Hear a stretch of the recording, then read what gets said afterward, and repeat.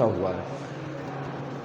First part में आप लोगों ने देखा जो यूरोपीय कंपनियों का आगमन था, यूरोपीय व्यापारियों का आगमन था, उसमें किस तरह से बताया गया कि सबसे पहले कौन आया था। इससे प्रीवियस ईयर वीडियो में इससे पहले आने वाला कौन था, पुर्तगाल था, दूसरे पर डच था, तीसरे पर अंग्रेज था, चौथे पर डेनिश था, पांचवें फ्रांसीसी था। तो ये सब व्यापारियों के आने का क्रम बताया गया था। आज जो हम बताने वाले हैं, पहला जो आया था पुर्तगाल के बारे में बताने वाले हैं कि आखिरकार पुर्तगाल को भारत आने की पुर्तगालियों को भारत में आने की जरूरत क्या पड़ गया था, और वो भी समुद्री मार्ग के जरिए। देखिए, व्यापार कहा जाए पुर्तगालियों का और या फिर यूरोपीय कंट्री का या फिर यूरोपीय महाद्वीप की बात कहा जाए तो व्यापार आज से नहीं चल रहा है। यूरोप महाद्वीप के व्यापार की हम बात करते हैं तो यह व्यापार लगभग सिंधु घाटी सभ्यता के समय से चल रहा है। यानी जब सिंधु घाटी सभ्यता का इतिहास हम पढ़ते हैं लगभग 2500 ईसा पूर्व, तो व्यापार कुछ उस समय से चल रहा है यूरोप का और एशिया का। यहाँ पर मैंने 6 महाद्वीपों को इंडिकेट किया है। देखिए, होते तो 7 महाद्वीप हैं, लेकिन इसमें से जो एक महाद्वीप है अंटार्कटिका, वहाँ पर लगभग जीवन संभव उस लेवल से नहीं है जितना कि नॉर्मल हमारे इस 6 महाद्वीपों में है। इस 6 महाद्वीप में ये पहला एशिया हो गया, दूसरा यूरोप हो गया, तीसरा नॉर्थ अमेरिका, चौथा साउथ अमेरिका, पांचवा अफ्रीका और छठवां ऑस्ट्रेलिया। यूरोप यहाँ पर आप देख सकते हैं। तो देखिए, पहले जो व्यापार हुआ करता था वो स्थल मार्ग से हुआ करता था, यानी जमीन से हुआ करता था। रीजन क्या हुआ कि पुर्तगालियों को समुद्र के रास्ते आना पड़ गया। अगर हम बात करते हैं, ये भारत के नक्शे के जरिए देखें तो बगल में हमारा सिंध का प्रांत है, सिंध के बगल में आते हैं तो अफगान के बगल में ईरान, इराक, ऐसे करते करते अरब कंट्री तक जाते हैं। और अरब के बाद से क्या स्टार्ट होता है हमारा यूरोप, मतलब जितने भी वेस्टर्न कंट्री में हम लोग चले जाते हैं। यूरोप में जब आते हैं तो यूरोप में उस वक्त 2 सबसे ज़्यादा अगर कोई देश था जो व्यापार करता था तो वो पुर्तगाल हो गया और स्पेन हो गया। अब देखिए,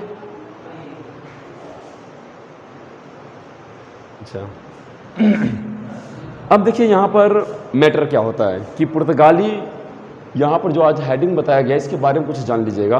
देखिए होता क्या है, बचपन में हम लोग को पढ़ाया जाता था कि 1498 में पुर्तगाली आए, यानी वास्को डी गामा आया और भारत की खोज कर दिया। तो हम लोगों को ऐसा लगता था कि 1498 में ही भारत खोज हुआ, उससे पहले भारत नाम का कोई चीज़ था ही नहीं, ऐसा बचपन में लगता था। रियलिटी कुछ और था। रियलिटी ये है कि समुद्री रास्ते के जरिए भारत की खोज किसने किया था, वास्को डी गामा ने। देखिए, वास्को डी गामा का अगर हम इतिहास उठाएं तो इसमें वास्को डी गामा ही सिर्फ नहीं आता है जिसने भारत को खोजने में सबसे ज़्यादा मेहनत किया। इससे पहले अगर हम बात करते हैं, ध्यान दीजिएगा, सिंध प्रांत, अफगान, ईरान, इराक और यहाँ पर जो तुर्क आता है तो तुर्क के पास एक एरिया पड़ता है जिसका नाम है कुस्तुनतुनिया। कुस्तुनतुनिया में एक मैटर हुआ था, 1453 की बात है। 1453 में हुआ क्या कि यहाँ पर अटैक किया गया अरबों द्वारा और इसको पूर्ण रूप से कब्जा कर लिया गया। कब्जा का मतलब समझ सकते हैं कि अब यहाँ पर किसका अधिकार रहेगा, अरबों का और तुर्कों का रहेगा। प्लान ये लोग ये बनाते हैं कि जितने भी यूरोपीय व्यापारी आते हैं स्थल मार्ग के जरिए व्यापार करने, उन सबको रोक दिया जाए और उन सबको रोक दिया जाए और भारत में व्यापार कौन करेगा, जितने भी ये मुस्लिम कंट्रीज हैं। रास्ता रोक दिया जाता है। यूरोपीय व्यापारी से कहा जाता है कि अब इधर से आना आपके लिए सख्त मना है। तो उस वक्त होता क्या है, ये 1453 के बाद से घटना क्या घटता है कि यूरोप में व्यापारिक मुद्दे पर अगर बात किया जाए तो सबसे ज़्यादा भगदड़ मच जाता है कि आखिरकार इंडिया में हम जाए तो जाए कैसे, व्यापार कैसे करें। आगे आते हैं कि आखिरकार पुर्तगाली आए कैसे थे। देखिए, यहाँ पर मैप में दिख रहा होगा आपको, यूरोप के कुछ महाद्वीप हैं जिसमें पहला ये है स्पेन, दूसरा ये है पुर्तगाल। नीचे आप देख रहे होंगे अफ्रीका दिख रहा है और ये बगल में देख रहे हैं भारत। आखिरकार ये भारत पहुँचे कैसे थे पुर्तगाली लोग। देखिए, जो स्थल मार्ग था उसको ब्लॉक कर दिया गया, किसके द्वारा, अरबों और तुर्कों के द्वारा। अब ये लोग कहते हैं कि चलिए अब हम लोग कोई दूसरा रास्ता खोजते हैं जहां हम लोग आसानी से भारत पहुंच सके। देखिए भारत फेमस एक ही चीज़ के लिए था, वो था मसालों के लिए। शुरुआत करता है स्पेन। अगर हम यहाँ से देखें, यहाँ मान लीजिए स्पेन हो गया और यहाँ पुर्तगाल। स्पेन स्टार्ट करता है कि हम भारत की खोज हम करेंगे, और पुर्तगाल सोचता है कि अमेरिका की तरफ मैं जाता हूँ, क्योंकि देखिए ये बिजनेस का जो कह सकते हैं ट्रेड वॉर सिर्फ भारत में नहीं चल रहा था, ये सारे महाद्वीपों में उस वक्त चल रहा था अच्छा खासा। तो पुर्तगाली का कोई मोटिव नहीं था कि हम भारत जाएं। यहाँ भारत आने का सबसे बड़ा रास्ता खोजने का सबसे बड़ा एक जिम्मेदारी दिया गया था, तो स्पेन को दिया गया था, क्योंकि स्पेन समुद्र के जरिए रास्ता खोजने में सबसे ज़्यादा माहिर थे। तो स्पेन से कोलंबस निकलता है। स्पेन से निकलता कौन है? कोलंबस। और कोलंबस इधर आने की बजाय ये इधर आ जाता है, किधर? नॉर्थ अमेरिका की तरफ। और कहा जाता है कि अमेरिका की खोज किसने किया था? तो कोलंबस ने। यानी गलत फहमी के चक्कर में क्या हुआ, अमेरिका की खोज किसने कर दिया? कोलंबस ने। खोज कब किया था? 1492 में।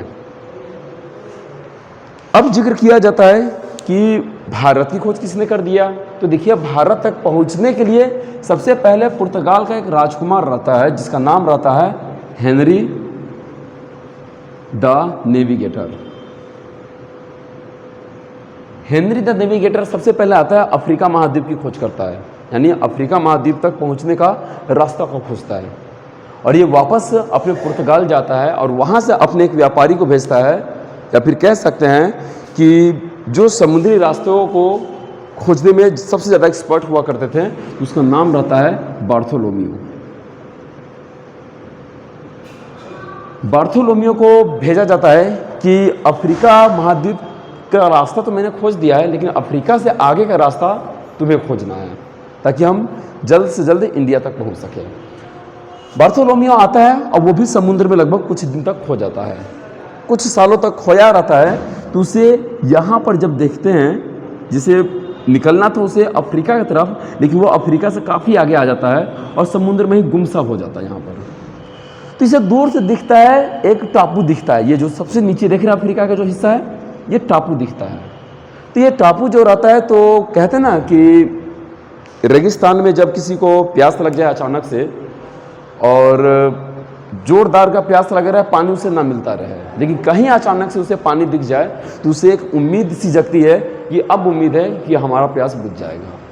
तो ये बेचारा जो बार्थोलोमियो रहता है समुद्र में अच्छे से खो गया रहता है, और इससे जब टापू दिखता है तो इसके मन में एक उम्मीद की छोटी सी किरणें जगती है, जिसे हम उम्मीद को या आशा को क्या कहते हैं? होप। तो ये जो उम्मीद इसका जगता है, तो याद रखिएगा इस उम्मीद से ही ये पहुंचता है इस टापू पर, अफ्रीका का जो सबसे नीचे का हिस्सा है, और इसका नाम रख देता है केप ऑफ गुड होप। यानी हिंदी में कहें तो इसे आशा अंतरिम द्वीप का भी कहा जाता है और उत्तमाशा द्वीप भी कहा जाता है। तो क्वेश्चन पूछता है अक्सर, एसएससी में पूछा गया है, यूपीपीएससी में पूछा गया है कि बताइएगा केप ऑफ गुड होप रास्ते की खोज किसने किया था। यहाँ पर मैंने लिखा है पहला कि केप ऑफ गुड होप रास्ते की खोज, यानी जिसे हिंदी में क्या कहते हैं हम? आशा अंतरिम द्वीप। तो किसने खोजा था? बार्थोलोमियो डियाज ने। ठीक है, तो केप ऑफ गुड होप रास्ते की खोज किसने किया? बार्थोलोमियो ने। नीचे लिखा हुआ है कि 1498 में केप ऑफ गुड होप के रास्ते से कालीकट पहुंचा। तो कालीकट कौन पहुंचा? वास्को डी गामा पहुंचा। देखिए अब यहाँ पे ट्रेजेडी क्या होता है, यहाँ पर जब वो केप ऑफ गुड होप पहुंचता है तो यहाँ तक का रास्ता कौन बताता है? Bartolomeu Diaz. किसे? पुर्तगाल में जाके वास्को डी गामा को। और वास्को डी गामा से कहता है कि मैंने अफ्रीका तक का खोज लिया है, उम्मीद है कि अफ्रीका से कोई ना कोई भारत जरूर आता है व्यापार के लिए। तब यहाँ से वास्को डी गामा सबसे पहले अफ्रीका महाद्वीप पहुँचता है और अफ्रीका से केप ऑफ गुड होप के पास पहुँचता है। और वहाँ पर एक गुजराती व्यापारी था जिसका नाम था अब्दुल माजिद, या कहीं कहीं अब्दुल मजीद का जिक्र किया जाता है। तो अब्दुल जो माजिद रहता है वो करता क्या है कि इसको रास्ता बताता है भारत तक पहुंचने का, और फिर उसी की सहायता से वास्को डी गामा भारत के जो केरल राज्य है, और केरल राज्य में एक जगह है कालीकट। देखिए कालीकट एक पोर्ट का नाम है, पोर्ट यानी बंदरगाह। बंदरगाह किसे कहते हैं? जहाँ पानी का जहाज रुकता है। ठीक है, तो जो पोर्ट है वहाँ पर आके कालीकट के पास ये आता है और यहाँ पर देखिए लिखा हुआ है कि 1498 में केप ऑफ गुड होप के रास्ते, यानी केप ऑफ गुड होप कहाँ पड़ता है? अफ्रीका में। मैंने बताया अफ्रीका का सबसे नीचे वाला हिस्सा केप ऑफ गुड होप है। के रास्ते कालीकट यानी केरल पहुँचता है। कौन? Vasco D gamma. तो यहाँ वास्को डी गामा लिख लीजिएगा, या फिर ऐसे कर सकते हैं वास्को डी गामा। ये दोनों लाइन क्लियर। अब देखिए क्वेश्चन क्या क्या बनता है इससे। क्वेश्चन पहला ये बनता है कि बताइएगा केप ऑफ गुड होप रास्ते की खोज किसने किया? तो बार्थोलोम्यू ने। वास्को डी गामा कौन से रास्ते से होते हुए भारत पहुंचा था? तो केप ऑफ गुड होप के रास्ते से भारत पहुंचा था। तीसरा क्वेश्चन पे आते हैं। यहां लिखा है वास्को डी गामा का स्वागत कालीकट के शासक जमोरिन द्वारा किया जाता है। देखिए गांव में जब हम लोग कभी घूम रहे होते हैं, या बचपन में कह सकते हैं कि जब गांव के लोगों को आप देखे होंगे कि जब रोड रोलर यानी जो सड़क बनाने वाला एक रोलर होता है, और वो जब आता था तो बच्चों लोगों का भीड़ लग जाता था, जमावड़ा। क्यों? क्योंकि वो पहली बार देखा करते थे कि आखिरकार ये है क्या। तो उसी तरह जब केरल में पहला पुर्तगाली पहुंचता है, वो भी पानी के जहाज से पहुंचता है, तो वहाँ के राजा बहुत खुश होता है कि अब जो व्यापारी हैं ये जल मार्ग के जरिए भी भारत में आने लगे। तो यहाँ पर वो कहा जाता है ना हमारे भारत में कि वसुदेव कुटुंबकम, यानी सारा जो पृथ्वी है, यहाँ के जितने भी लोग हैं वो हमारे परिवार के समान है। और दूसरा कहा जाता है अतिथि देवो भव, यानी जो भी अतिथि है वो हमारे लिए देवता का समान है। तो यहाँ पर जब पुर्तगाली जाता है वास्को डी गामा, तो एक अतिथि के रूप में जाता है। कहाँ? कालीकट यानी केरला में जाता है। और जब वो वहाँ जाता है तो उसका भव्य स्वागत कौन करता है? कालीकट का एक शासक था जिसका पैतृक अगर बोला जाए उपाधि यानी टाइटल जमोरिन जो लगाता है, यानी जमोरिन ने क्या किया? वास्को डी गामा का स्वागत किया। ये क्वेश्चन मोस्ट आईएमपी है, मैक्सिमम टाइम पूछा गया है। आज मैं जितना बता रहा हूँ पुर्तगाल के बारे में, क्वेश्चन उससे बाहर कभी नहीं पूछेगा। कभी नहीं का मतलब कभी नहीं पूछेगा। और जो बिहार एसएससी वाले बच्चे हैं, यूपी पीएससी वाले हैं, बीपीएससी वाले हैं, वो इस टॉपिक को पढ़ेंगे तो वो खुद समझ जाएंगे कि आखिरकार क्वेश्चन इसमें कैसे कैसे बनता था। तो कंफ्यूज मत होना। सबसे पहले ध्यान देना, पुर्तगाल से सबसे पहले निकलने वाला कौन था? हेनरी द नेविगेटर, जो अफ्रीका महाद्वीप का खोज करता है।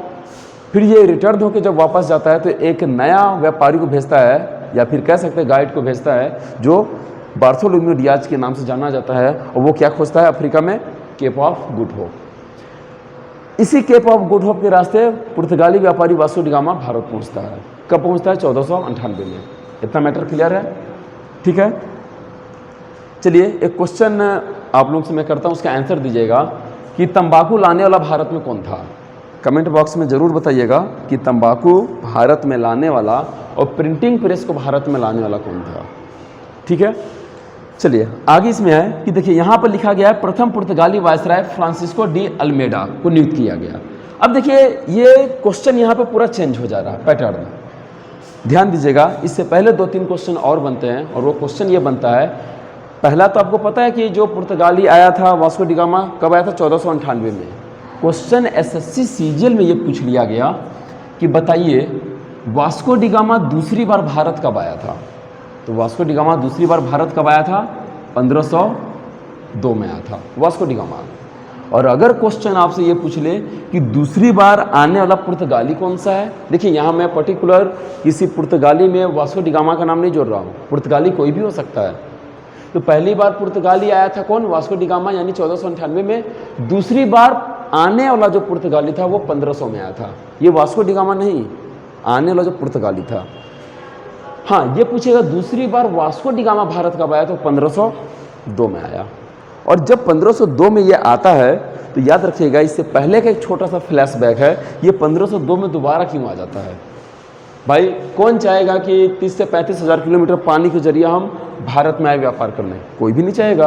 तो याद रखिएगा, जब पहली बार 1498 में वास्को डी गामा भारत आया रहता है, और ये जब वापस जाता है पुर्तगाल, तो जमोरिन द्वारा इसे जो मसाला दिया जाता है काली मिर्च, इसके पूरे यात्रा के खर्च का, यानी आने और जाने का खर्च का 60 गुना ज़्यादा मुनाफा देता है।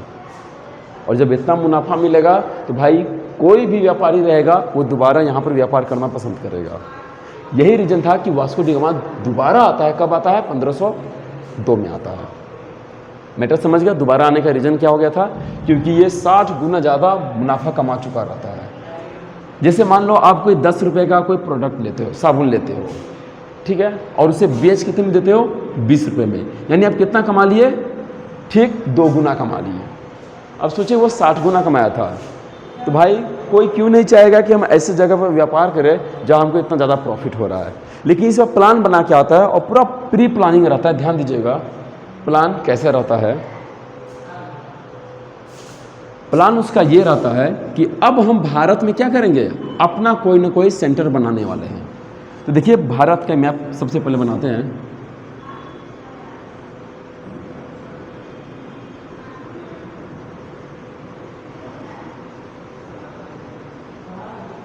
मान लीजिए ये हमारा भारत है, ठीक है। ये क्या है? केरला। केरल में कालीकट पड़ता है। कालीकट का मैटर था 1498 का। अब आगे ध्यान दीजिएगा, 1502 में वास्को डी गामा क्या होता है? दोबारा भारत आता है। और जैसे ये 1502 में भारत दोबारा आता है, 1503 में ही केरल में एक जगह है जिसका नाम है कोचीन। तो कोचीन में ये क्या करता है? 1503 में एक फैक्ट्री खोल देता है, अपना व्यापारिक फैक्ट्री। ध्यान दीजिएगा, अपना व्यापारिक फैक्ट्री खोल देता है। देखिए क्वेश्चन, केरल के जस्ट बगल में गोवा पड़ता है। अपना जो केंद्र रहता है, जो हेडक्वार्टर रहता है, वो गोवा में खोलता है। ध्यान दीजिएगा, पूछा जाता है अक्सर क्वेश्चन कि बताइए पुर्तगालियों का जो हेडक्वार्टर था वो कहाँ पर था? तो गोवा में था। लेकिन पहला फैक्ट्री कहाँ खोलता है? तो पहला फैक्ट्री ध्यान दीजिएगा केरला में खोलता है, और केरल का एक जगह का नाम है कोचीन। कब खोलता है? 1503। ये ध्यान दीजिएगा, 2 में दोबारा आता, 3 में फैक्ट्री खोल देता है। और 3 में जैसे ही फैक्ट्री खोलता है तो एक फ्लैशबैक में और आइएगा, यहाँ पर कुस्तुनतुनिया में क्या किया था? रास्ते में अटैक किया था अरबों ने, मुस्लिमों ने, यानी तुर्क हो गए, ईरानी हो गए, जितने भी थे अटैक किया था ताकि यूरोपीय व्यापारी व्यापार करने ना आ सके। भारत में ये पहले से यूरोपीय जो थे, मुस्लिम जो थे, ये पहले से व्यापार कर रहे थे, तुर्की लोग और अरबी लोग। तो इन लोग का कहीं ना कहीं प्रॉब्लम होना शुरू हो जाता है कि यार हम रास्ता ब्लॉक किए हैं और ये आप किधर से आ गए हैं? समुद्र के रास्ते से आ गए हैं। यहाँ पर अच्छा खासा ये लोग परेशान करना शुरू करते हैं पुर्तगालियों को, और पुर्तगाली तब गुस्से में आता है और एक वायसराय को नियुक्त करता है। याद रखिएगा, वायसराय यानी जो वहाँ का सिपाही हुआ करता था, वायसराय को नियुक्त करता है। पूछा जाता है, ये मैक्सिमम टाइम क्वेश्चन पूछा गया है कि प्रथम पुर्तगाली वायसराय था कौन? तो प्रथम पुर्तगाली वायसराय कौन था? फ्रांसिस्को डी या फ्रांसिस डी अल्मेडा। ये फ्रांसिस को नहीं भी याद करेंगे तो कोई मैटर नहीं करता है, लेकिन ये अल्मेडा याद रखिएगा कि फर्स्ट जो वायसराय था पुर्तगाल का वो कौन था? अल्मेडा। टाइमिंग क्या है इसका? 1505 से 1509। इसी ने एक पॉलिसी लाया था जिसका नाम था ब्लू वाटर पॉलिसी। देखिएगा ब्लू वाटर पॉलिसी का मतलब क्या होता है? ब्लू वाटर पॉलिसी का मतलब था एक तरह से शांति जल समझौता, यानी समुद्र पर अब किसका राज रहेगा? एक तरह से पुर्तगालियों का। और क्वेश्चन ये केबीसी में पूछा गया था कि खुद को महासागर का राजा कौन कहलाना पसंद करते थे? तो पुर्तगाली खुद को महासागरों का राजा कहते थे। ठीक है, मैटर इतना समझ गए? आगे आइएगा, नीचे लिखा हुआ है प्रथम व्यापारी कोठी 1503 में कोचीन में यानी केरल में स्थापित किया गया। मैंने बताया कि 1502 में आया था, 1503 में क्या किया? फैक्ट्री खोल दिया। उसके नीचे आते हैं कि पुर्तगाल शक्ति का वास्तविक संस्थापक। देखिए हुआ क्या, अब यहाँ पर जब स्टार्टिंग में कौन आता है? अल्मेडा आता है। तो अल्मेडा क्या करता है? जम करके इन लोग से लड़ाई करता है, अरबों से, तुर्कों से, ईरानियों से, ये जितने थे इन सबसे लड़ाई करता है। और इस लड़ाई में होता क्या है कि अल्मेडा के 2 बेटे मारे जाते हैं। तो अल्मेडा काफ़ी यहाँ पर नाराज़ हो जाता है, और जब नाराज़ हो जाता है तो ये वापस क्या करता है? यहाँ से चला जाता है। देखिए अगर बात किया जाए इस्टेब्लिशमेंट का, तो ब्लू वाटर पॉलिसी ये लागू कर चुका था कौन? अल्मेडा। लेकिन इसको अच्छे से लागू करने वाला कौन था? तो अल्बुकर्क था। और इसलिए अब जो गवर्नर बनने वाला 1509 के बाद, तो उसका नाम था, कहा जाता है कि पुर्तगाल शक्ति का वास्तविक संस्थापक किसे कहा जाता है? अल्बुकर्क को। और जो अल्बुकर्क था, अल्बुकर्क भी पुर्तगाल का क्या था? गवर्नर था, कह सकते हो दूसरा गवर्नर। लेकिन रियल फाउंडर या फिर जो एक्चुअल कह सकते हैं कि पुर्तगाल को भारत में बनाने वाला कौन था? तो अल्बुकर्क था। ठीक है। और ब्लू वाटर पॉलिसी को ये अच्छे से और इस्टेब्लिश करता है और पूरे महासागरों पर जितना भी ये समुद्र था सब पर ब्लू वाटर पॉलिसी लगा देता है अपने क्षेत्र में। तीसरा ये मोस्ट एमपी तंबाकू। तंबाकू, जहाज निर्माण और प्रिंटिंग प्रेस, ये भारत में लाने वाला कौन था? तो वो पुर्तगाली ही थे। और ये देखिए प्रिंटिंग प्रेस का तो ज़्यादा नहीं पूछा है, ना ही जहाज निर्माण का पूछा है, लेकिन तंबाकू जरूर पूछता है। और क्वेश्चन ऐसे पूछता है कि बताइएगा निम्नलिखित में से कौन सा यूरोपीय व्यापारी था जो भारत में तंबाकू लाया? तो कौन था वो? पुर्तगाली था। आखिरी क्वेश्चन एक यूपीएससी 2019 या 2018 पूछा था कि बताइए भारत में आने वाला सबसे पहला यूरोपीय व्यापारी कौन था और सबसे बाद में जाने वाला यूरोपीय व्यापारी कौन था? तो याद रखिएगा इसका क्वेश्चन का आंसर आपको कमेंट बॉक्स में देना है और बताइएगा कि भारत में सबसे पहला आने वाला कौन था और सबसे बाद में जाने वाला कौन था। तो इसका आंसर कमेंट बॉक्स में ज़रूर दीजिएगा। वीडियो को ज़्यादा से ज़्यादा शेयर कीजिएगा और लाइक करना बिल्कुल ना भूलिएगा। और अगर चैनल पर नए हो तो सब्सक्राइब जरूर कर देना, ठीक है। ज़्यादा से ज़्यादा शेयर करो ताकि इससे भी बेहतरीन कंटेंट में अगला जो ब्रिटिश को लाऊं आप लोगों को समझा सकूं। किसी को कोई भी इशू है, कोई भी प्रॉब्लम है तो वो बेहिचक कमेंट करके बोल सकता है। मैं उसके सारे प्रॉब्लम्स को दूर करने की कोशिश करूंगा और सबका कमेंट करूंगा। तो पहले आप लोग चैनल को ज़्यादा से ज़्यादा सपोर्ट कीजिए, ज़्यादा से ज़्यादा सब्सक्राइबर पहुँचाइए इसको, और ताकि इस बोर्ड को छोड़कर मैं डिजिटल बोर्ड पे जल्द से जल्द आ सकूँ, ठीक है। तो आप लोगों का सपोर्ट भी ज़रूरी है। और बीपीएससी वाले ध्यान दीजिएगा, अगस्त लास्ट में पेपर हो जाने हैं, तो अभी से रणनीति बनाइए। और हिस्ट्री और पॉलिटी में सारा आपका लास्ट तक मैं कवर करा दूंगा। कुछ लोगों को प्रॉब्लम आता होगा बाइलिंगुअल का कि सर इंग्लिश में कैसे लिखेंगे, तो मैं नोट्स जो है बाइलिंगुअल PDF अपलोड कर दे रहा हूँ। टेलीग्राम चैनल भी मैं लिंक दे दूंगा, वहाँ से आप लोग ज्वाइन कर लीजिएगा। और बाइलिंगुअल उससे इंग्लिश में भी लिखा हुआ है, आप उसे लिख लीजिएगा।